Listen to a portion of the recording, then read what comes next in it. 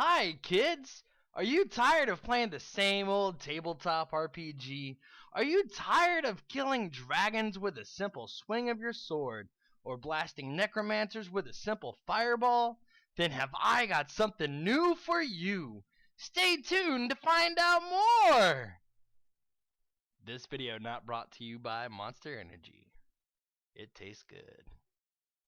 Hello, and welcome to Pathfinder B-Sides. I am your host, Professor Phoenix, and today we're going to be going over the Mythic Heroes tabletop rule set. Have you ever played a game wondering what it would be like to have epic prowess but not be level 20? Are you a GM and tired of hearing the phrase, "Geez, how long till we level up? We've been level 7 for the last 3 sessions." Well, now here's a little something that will keep your players happy and feeling like they are moving forward while still staying at that level that they are currently at. Enter the Mythic Adventures rule set! So to start, this is going to be an introductory course on Mythic Adventures. We will be going over the different types of mythic heroes and what to expect from each. Also, later in the video we will be going over ways to gain mythic tiers and the differing types of abilities they get per tier. From the D20 PFSRD, legend speaks of the coming of great heroes. As the darkness gathers and the forces of the underworld rise to swallow the land of the living, a few brave souls will hear the call to greatness. Their deeds will become the stories of our time, and their victories will be celebrated for centuries to come. Even now, they walk among us, unaware of the destiny that awaits them. The moment is almost here. Their hour is at hand. Now I know you're asking yourself, who are these heroes? Well, let's get started on the different kinds of mythic heroes you could become. The first is the champion, master of the offensive martial abilities, swinger of swings and boulder of boulders. He is the apex of physical strength, the Hercules of the bunch. Go this route if you are the main offensive melee powerhouse of the party. You want to keep up with that wizard? Show him you don't have to have spells known to tear an opponent apart with your teeth. Bring the house down, literally, and bring the nation's capital to their feet. The next is the Archmage. You want to fling a fireball? That's cool, but what if you knew every spell you ever needed to know when you needed it? Want to play a wizard but not have an opposed school of magic? Want to never have to do another concentration check, all of you magi out there? Archmage is the way to go. Now, for the devout, you've got the Hierophant. Again, have access to every spell in the book when you need it. Heal or harm a friend or enemy whenever you need to switch your spontaneous spell. Cast touch spells at range and boost your buffing or debuffing abilities at the drop of a hat, because we don't drop holy symbols around here. Now, for our defensive tank, we've got the Guardian, defenders of the weak, protectors of the table. Bump up your AC, get your companion more able to defend your allies, or just make sure everyone around you stays bullet free. But you, that is. Guardian is the way to go. Finally, we've got the Marshal, the leader of the party. She is able to keep the party on their toes while keeping them all moving forward, getting to charge on her turn. She can boost her allies with a song or smite the evil, or good, with but a single thought. As you climb in tiers with the Marshal, you become better at being the party's face or buffing your teammates in their time of need.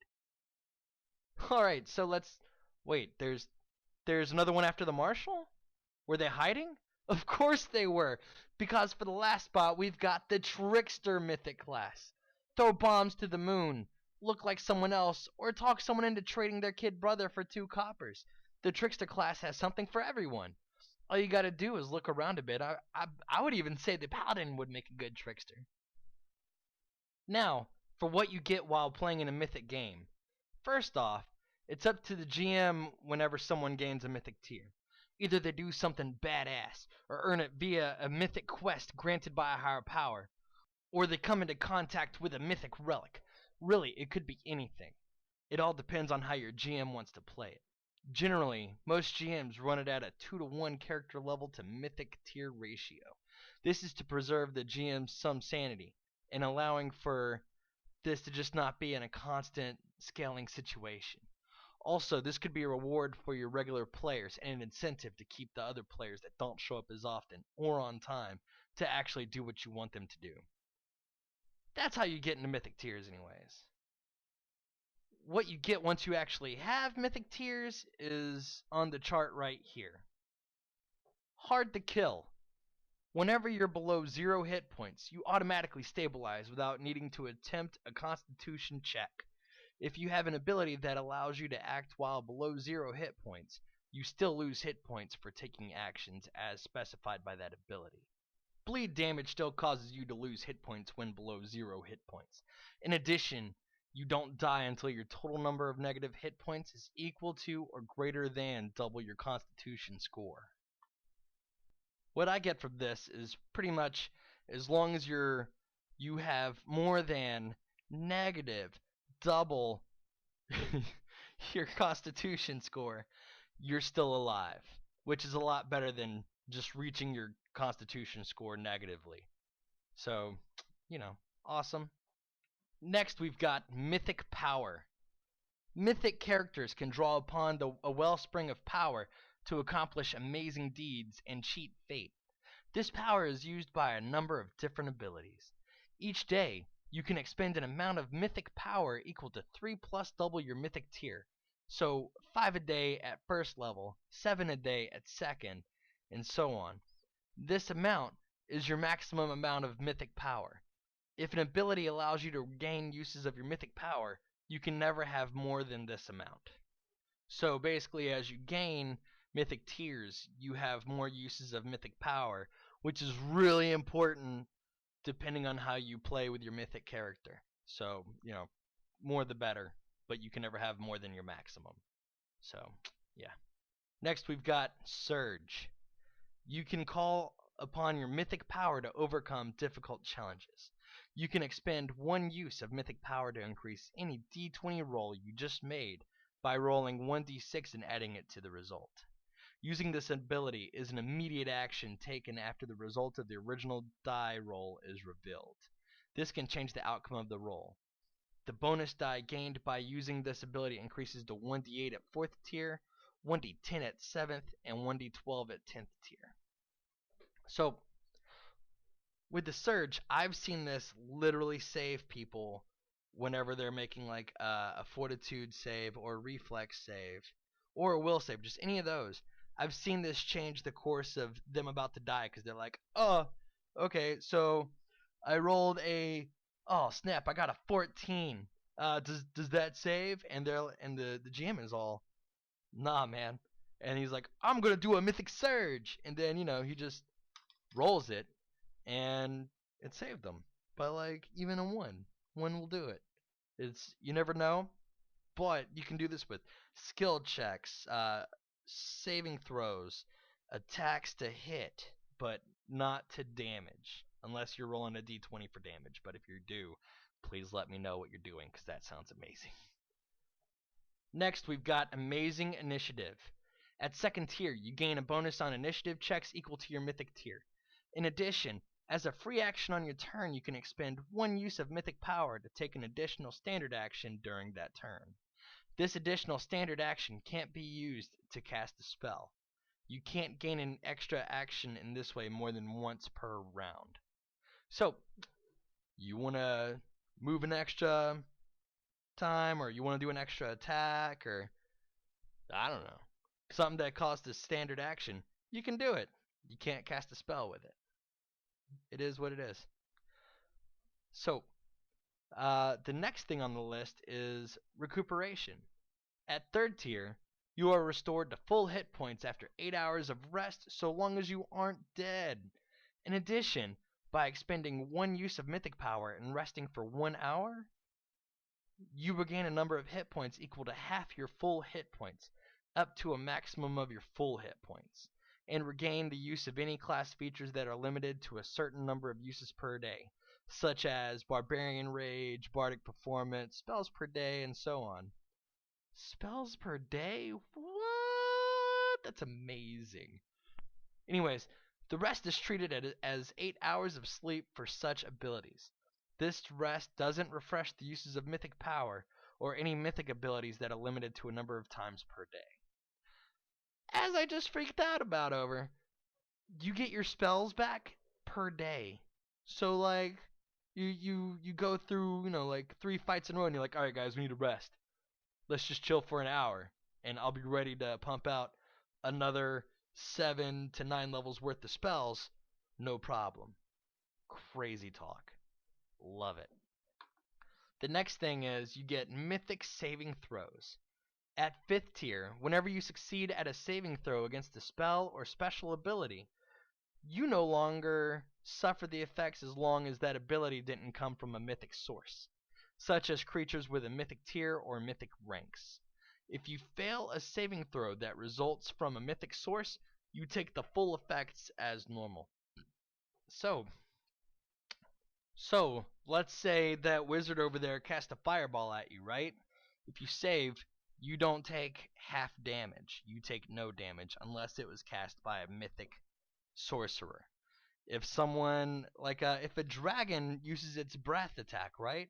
And you make that save, you don't take half damage. It's pretty sweet. That's all I'm saying. Next up, we've got Force of Will. At 7th tier, you can exert your will to force events to unfold as you would like.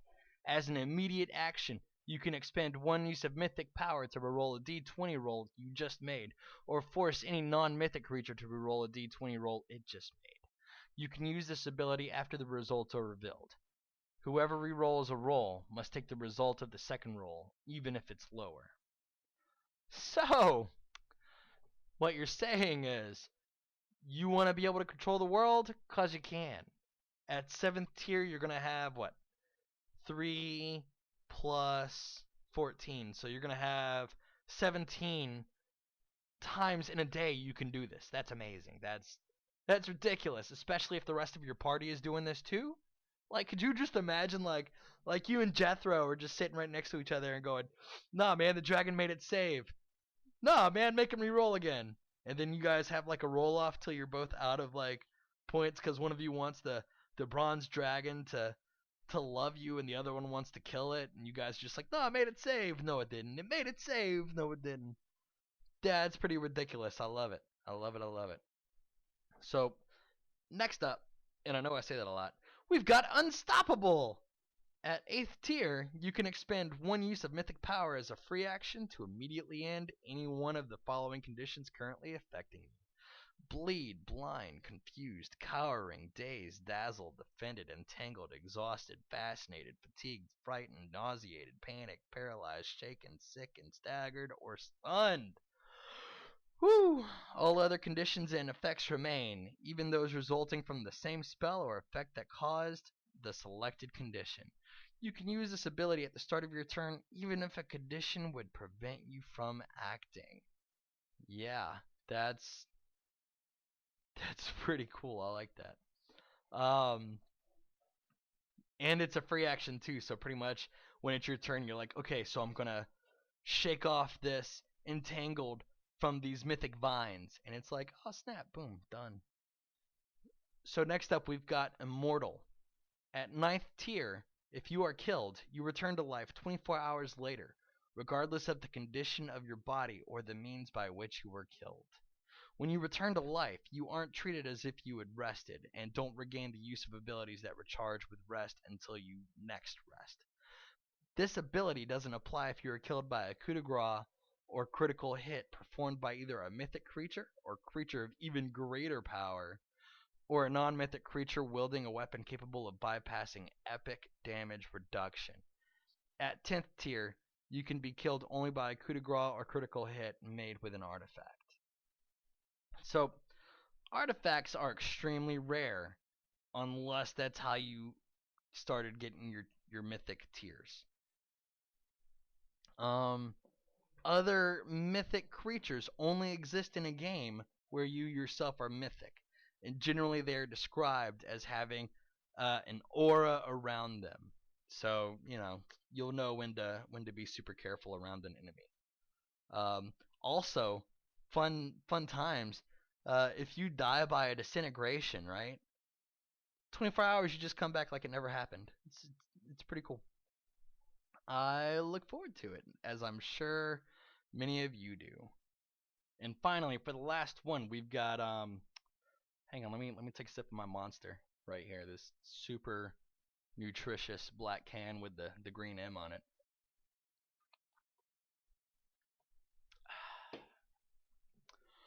Legendary Hero. At 10th tier, you have reached the height of mortal power.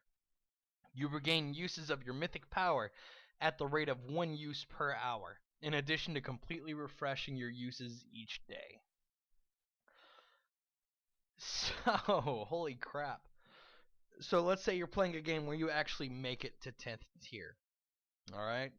I've never got this far, but it sounds ridiculous. Like, maybe you're on a different planet and there are dragons hunting you and you're just in a constant state of running, casting spells, slicing and dicing, trying to do anything in the book in order to save yourself, and literally you run out of what, this is 10th tier, so that's 23 times you can use mythic points, right? So if you somehow go through all 23 over the course of an hour, I mean, first off, bravo, you've done something I've never been able to do.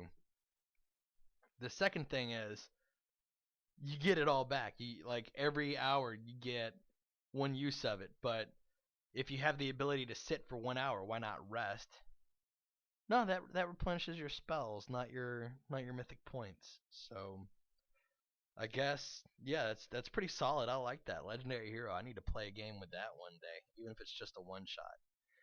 Seems pretty ridiculous. Sounds pretty cool.